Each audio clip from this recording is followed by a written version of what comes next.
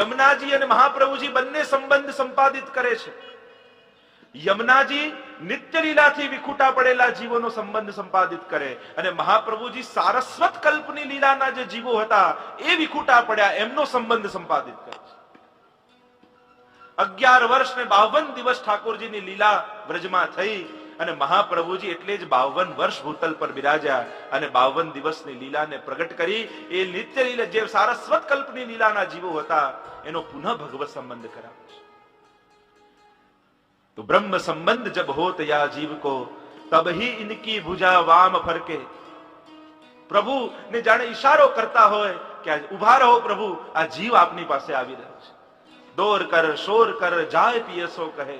દોડતા જાય, કિલ્લોલ કરતા જાય, શોર કરતા જાય, વધામણા ગાતા જાય કે આ જીવ આવી રહ્યો છે. જેમ પ્રભુ પધારે ને આપણે ગાઈ આજની ઘડી તે રડિયામણી, મારા વાલાજી પધાર્યાની વધામણી, એમ યમુનાજી દોર કરતા કરતા ગાન કરતા જાય કે આ જીવ નિત્ય લીલાથી વિખૂટો પડેલો પુનઃ પાછો આવે છે.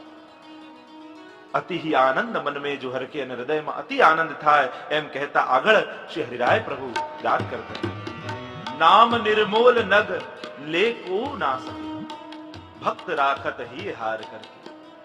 આપનું નામ એ તો નિર્મોલ નગ જેવું છે અને એ નામ ભક્તો હી હાર કરકે પોતાનો હાર બનાવીને નામ રાખે છે. એટલે એક ક્ષણ પણ અલગ કરતા નથી. આ હાર કોઈ શણગારનો હાર નથી. જેમ તમે ખૂબ શણગાર ધારણ કરીને કોઈ પ્રસંગમાં જાઓ અને પાછા આવો ત્યારે બધી માળા કાઢી દો પણ મંગલસૂત્ર ન કાઢો. અને આ હાર કયો કે મંગલસૂત્રની જેમ એક ક્ષણ પણ જેમ સૌભાગ્યશાળી સ્ત્રી એ મંગલસૂત્રને દૂર નથી કરતી, એમ આ સૌભાગ્ય કોનું સૌભાગ્ય છે? ભક્તોનું સૌભાગ્ય. એ યમુનાજીનું નામ છે અને ભક્તો પણ બાકી બધા સાધન મૂકી દે પણ યમુનાજીના નામને દૂર કરતા નથી. પોતાના કંઠમાં એ હાર બનાવીને એટલે મંગલસૂત્ર રૂપે શ્રી યમુનાજીના નામને ધારણ કરે એ સૌભાગ્યની નિશાની છે મંગલસૂત્ર. અને મંગલસૂત્ર જોતા જ ખબર પડી જાય કે આ સૌભાગ્યશાળી સ્ત્રી છે. એમ જેના મુખમાં યમુનાજીનું નામ હોય તો બીજાને ખબર પડી જાય કે આ પણ પુષ્ટિનું સૌભાગ્ય પ્રાપ્ત કરેલો જીવ છે. નામ નિર્મોલ નગ લેકો ના શકે. અને આ તો એવું અનમોલ નગ છે જે સાધારણ લઈ શકતો નથી. ભક્ત રાખત હિયે હાર કરકે. બે અર્થ કરી શકાય. એક તો ભક્ત યમુનાજીનું નામ હાર કરીને ગળામાં રાખે છે અને બીજો અર્થ એ થઈ શકાય કે એ ભક્તને કે જે યમુનાજીનું મુખમાં સતત જે ભક્તના મુખમાં યમુનાજીનું નામ છે એને યમુનાજી પોતાનું હાર બનાવીને ગળામાં રાખે છે. યમુનાજીના કંઠમાં બાકી બધા 16 શણગાર ભલે હોય પણ સર્વોપરી એ કમળની માળા છે. અને કમળની માળા શું છે? કમળ શું છે? એ સાધારણ કમળ નથી. એ તો ભક્ત રાખત હી હાર કરતે. એ તો ભક્તના હૃદય કમળની માળા છે કે જે હૃદયમાં યમુનાજી બિરાજે છે એ હૃદય સ્વયં યમુનાજી પોતાના કંઠમાં એની માળા ધારણ કરી પોતાનાથી એક ક્ષણ એ જીવને બિલગ કરતા નથી, અલગ કરતા નથી. ભક્ત રાખત હી હાર કરકે. સ્વયં યમુનાજી ભક્તને પોતાને નિકટ રાખે. રસિક પ્રીતમ જુ કી હોત જાપર કૃપા, સોઈ શ્રી યમુનાજી કો રૂપ પરખે. અને આ યમુનાજીનું સ્વરૂપ એવું અલૌકિક છે, એને કોણ ઓળખી શકે? એને કોણ જાણી શકે? તો કહું રસિક પ્રીતમ જુ કી હોત જાપર કૃપા. જેના પર ઠાકોરજીની કૃપા થાય એ યમુનાજીના સ્વરૂપને ઓળખી શકે. જેના પર ઠાકોરજીની કૃપા થાય એ શ્રી વલ્લભના સ્વરૂપને ઓળખી શકે. યમુનાજીના સ્વરૂપને સાધારણજી ઓળખી શકતો નથી. દયારામભાઈ પણ કહે છે ને, જગત જપે નુપનામ રહ્યો જસ સગળે ફેલી, પટરાણીનું નામ લહે રહે જે રંગ મહેલી. ભગવાન તો કેવા છે? રાજા જેવા છે. એને તો બધા જ ઓળખતા હોય, આખી પ્રજા એને ઓળખતી હોય. એ કેવો દેખાય છે, કેવા એના ગુણ છે, કેવું એનું સામર્થ્ય છે.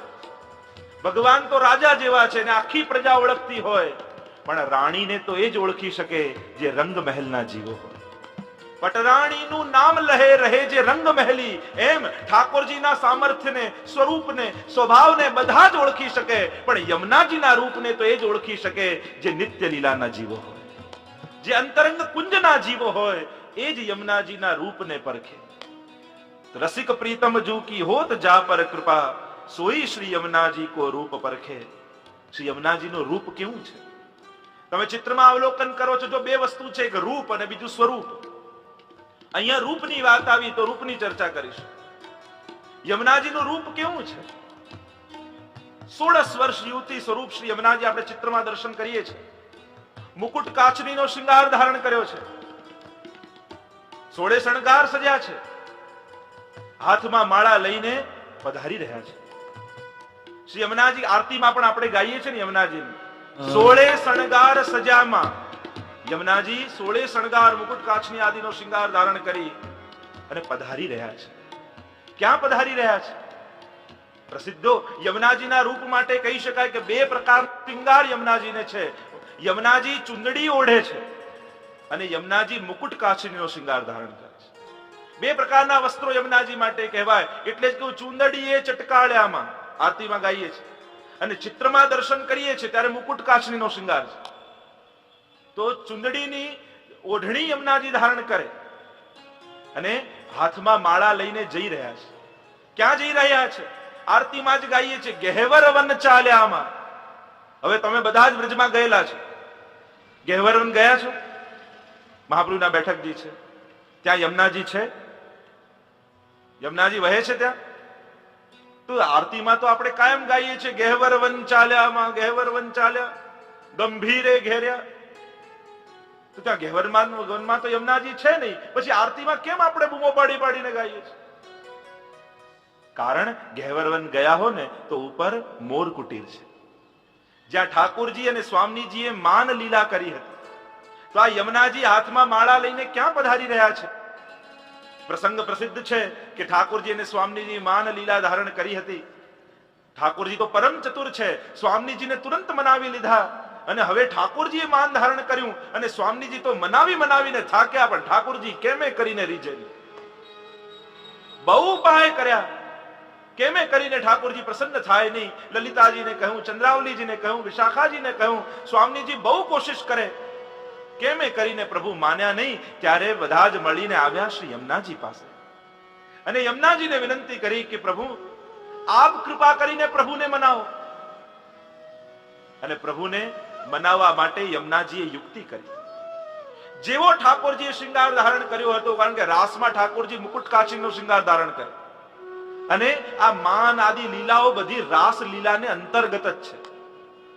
જે રાસલીલા કહીએ છીએ કેવલ નૃત્ય જ નથી, આ માન આદિ જે કોઈ પણ લીલાઓ છે એ બધી રાસલીલાને અંતર્ગત જ કહેવાય. અને એટલે યમુનાજીએ યુક્તિ કરી, જેવા ઠાકોરજીએ વસ્ત્રને શૃંગાર ધારણ કર્યા હતા એવા જ 16 શૃંગાર ધારણ કર્યા. જો 16 શણગાર છે, કોને નામ આવડે છે? અને જુઓ વિશેષ રૂપે 16 શણગાર સજ્યામાં અને પછી કહ્યું આભરણમાં ઓપો છે. તો શું શણગાર અને આભરણ ભિન્ન છે? હા, 16 શણગાર છે અને 12 આભરણ છે. બંનેમાં ભેદ. શણગાર અને આભરણ એક જ વસ્તુ નથી, બે ભેદ છે. 16 શણગાર, મસ્તકનું શીશફૂલ, કુંડલ, મુકટ, કાચની, ગલસરી, કટી મેકલા, કંકણ આદિ આદિ નુપુર આદિ 16 શણગાર છે. એનો વિસ્તાર નહીં કરું. 16 શણગાર પ્રસિદ્ધ છે. હાથમાં છડી આદિ અને 12 આભરણ છે. 12 આભરણમાં આભરણ કોને કહેવાય? જો જે સુવર્ણના રત્નજડિત આદિ જે શણગાર હોય, આ વસ્ત્ર હોય, એ કુલ મળીને 16 શણગાર થાય. પણ 12 આભરણ કયા? 12 આભરણમાં પહેલું આભરણ એ ઉબટનું. જ્યારે શણગાર ધારણ કરવાના હોય એના પહેલા ઉબટનો કરવામાં આવે અને ઉબટનો કરે એ પહેલું આભરણ. બીજું આભરણ ફુલેલ. ઉબટનો કર્યા બાદ ફુલેલ સમર્પિત કરવામાં આવે સ્નાન કરતા પહેલા ઠાકોરજીને, એ બીજું આભરણ કહેવાય. ત્રીજું આભરણ જ્યારે સ્નાન કર્યા બાદ શણગારની શરૂઆત થતી હોય ત્યારે આપણે ત્યાં મસ્તકથી શણગાર થાય, એટલે પહેલા કેસ સવારીને જે પાંથી પાડવામાં આવે એ ત્રીજું આભરણ છે. ચોથું આભરણ મરવટ જ્યારે કરવામાં આવે, કેસર કુમકુમ આદિથી મરવટ કરવામાં આવે, કમલપત્ર આદિ કપોલ પર કરવામાં આવે, એ ચોથું આભરણ.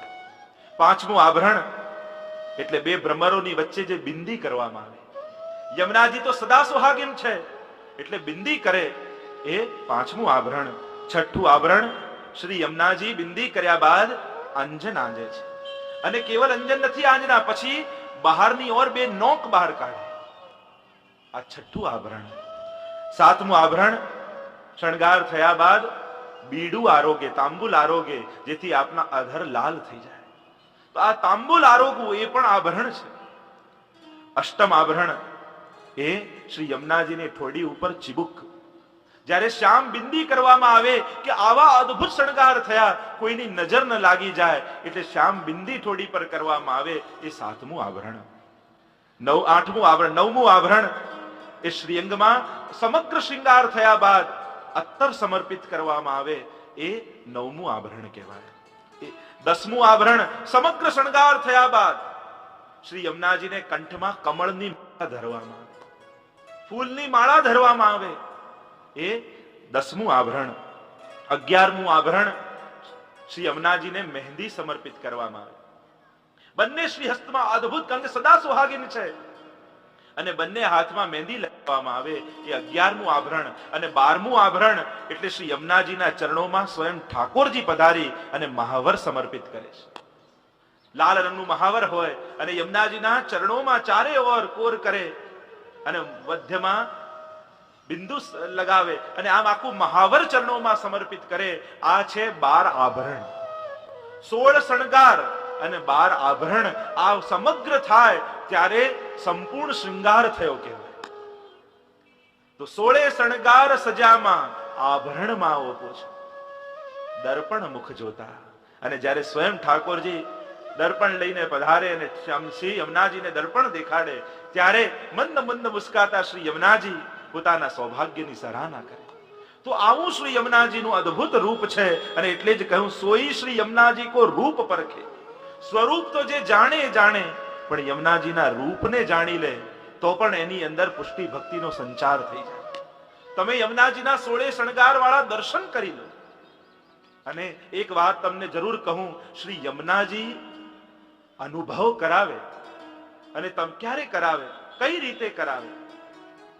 તો શ્રી યમુનાજીના કાંઠે તમે બેઠા હો અને શ્રી યમુનાજીનું ધ્યાન કરો.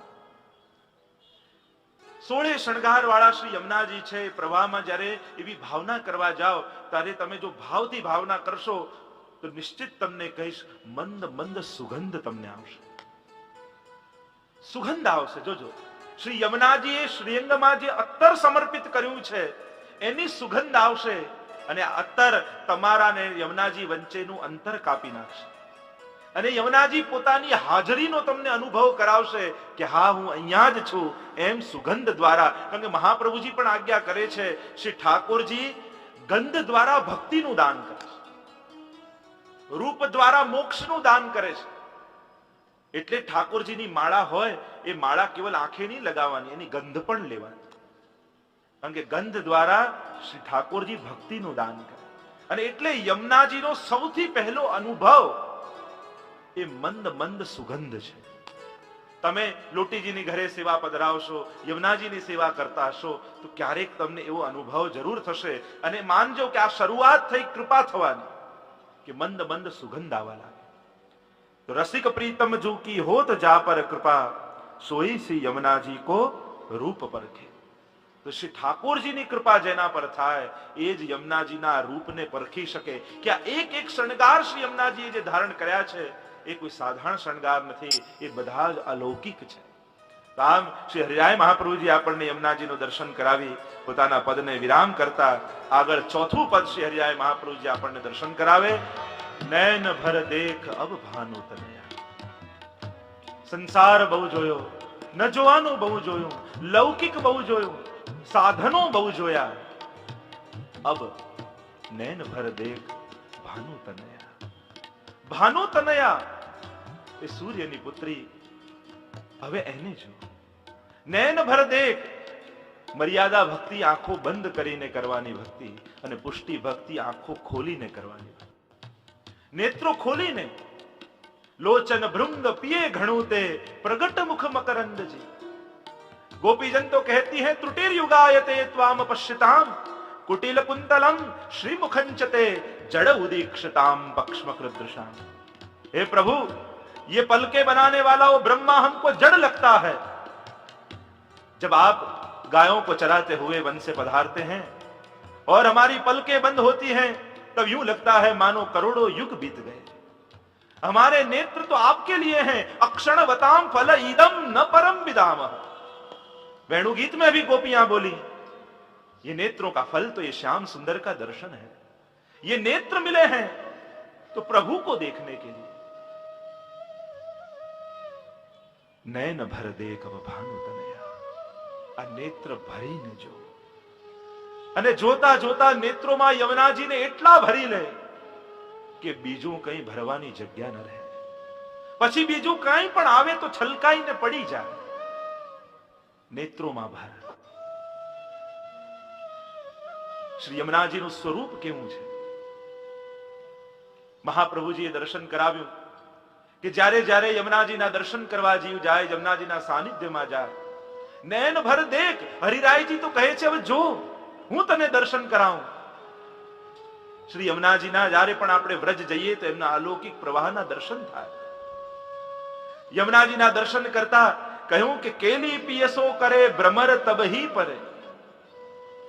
શ્રી યમુનાજીના દર્શન હરિરાયજી અને મહાપ્રભુજી આપણને કરાવે। યમુનાષ્ટકમાં મહાપ્રભુજી કરાવ્યા। મહાપ્રભુજી કહે છે કે તમે યમુનાજીના દર્શન કરો ત્યારે યમુનાજીના એક એક શ્રીઅંગના દર્શન કરો। મહાપ્રભુજીએ કહ્યું, તરંગ ભુજ કંકણ પ્રકટ મુક્તિ કા વાલુકા। યમુનાજી સૌથી પહેલા તમે યમુનાજીની સન્મુખ જાઓ તો પોતાના શ્રીહસ્તના દર્શન કરાવે। કારણ કે અહીંયા પણ કહ્યું કે તબહી ઉનકી ભુજા વામ ફરકે। એટલે તમે જોજો, સૌથી પહેલા યમુનાજીના દર્શન કરશો તો યમુનાજી પોતાના તરંગ રૂપ ભુજા દ્વારા તમને પોતાની નિકટ બોલાવતા હશે। ત્યારે એવો જ ભાવ કરવો, યમુનાજીના પ્રવાહના દર્શન કરો। અને મહાપ્રભુજી આપણને દ્રષ્ટિ આપે છે તરંગ ભુજ। આજે યમુનાજીની લહેરો છે ને, એ શું છે? મહાપ્રભુજી કહે છે તો ભુજા છે। જેમ બહુ વર્ષો પછી બાળકને આ સામે આવે જુએ તો માં પોતાની ભુજા ફેલાવી દે અને બાળક દોડતું આવી માને બાત ભેડી, એમ આ જીવ રૂપી બાળકને આવતો જુએ એટલે યમુનાજી સૌથી પહેલા પોતાની ભુજાઓ ફેલાવે। તરંગ ભુજ, આ ભુજાઓ ફેલાવે। આખું યમુનાજીનું દર્શન કરાવ્યું। યમુનાજી નો તટ પ્રદેશ નિતંબ તટ સુંદરી એક કટી પ્રદેશ છે। શ્રી યમુનાજીના આખા શ્રીઅંગના દર્શન કરવા જ્યારે યમુનાજીના દર્શન કરો એ યમુનાજીના તટી પ્રદેશ। અને એટલે જ કહ્યું ઉભય કુલ નિજ ખંભ હૈ તરંગ જુ સીડી માન। શ્રી યમુના જગત વૈકુંઠ કી પ્રગટ નિશરની જાન। હરિરાયજી તો કહે છે આ તટ શું છે? બે થંભ છે અને લહેરો એ તો પગથિયા છે, અને યમુનાજી તો પ્રગટ નિસરણી છે નિત્ય લીલામાં જવા માટે। મહાપ્રભુજીએ દર્શન કરાવ્યું। તરંગ ભુજ એ શ્રી હસ્ત છે યમુનાજીના।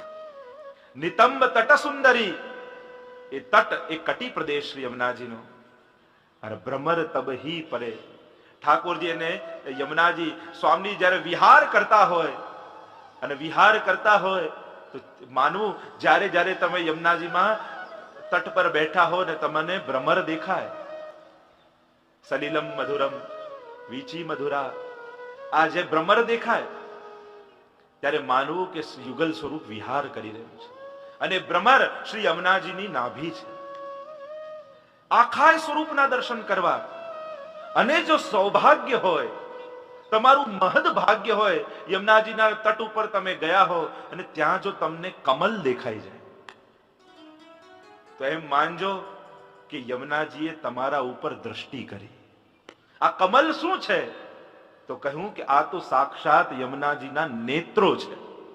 સ્વયં અષ્ટપદીમાં યમુના શ્રી ગુસાઈજી પ્રભુ ચરણ અષ્ટપદીનું ગાન કરતા વાત કરે છે, નમો દેવી યમને, નમો દેવી યમને, હર કૃષ્ણ મિલંતા નારાયણ। જ્યારે રાત્રિ પૂરી થવા આવે, સવારનો સમય થવા આવે ત્યારે યમુનાજીની અંદર લાલ લાલ કમળો વિકાસ પામે। ગુસાઈજી કહે છે કે આ કમળો શું છે?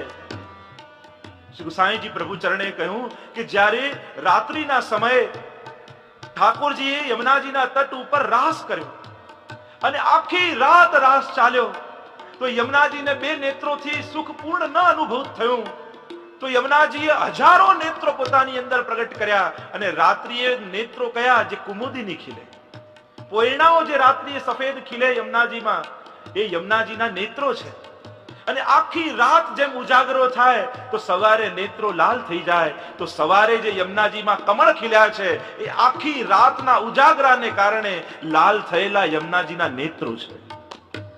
અને આ કમળ એ યમુનાજીના નેત્રો છે. જે ક્ષણે જીવ યમુનાજીના તટ પર જાય અને જો કમળનું દર્શન થઈ જાય તો માનજો કે આજે યમુનાજીએ તમારા ઉપર કૃપા દ્રષ્ટિ કરી દીધી. યમુનાજીની કૃપા તમારા પર ઉતરી અને લાલ એ અનુરાગનો રંગ, એ લાલ રંગથી તમને ભરી દે. શ્રી યમુનાજી એટલે હરિરાયજીએ કહ્યું કે નૈન ભર દેખ અબ ભાનો તનયા, નેત્રોને ભરીને જો.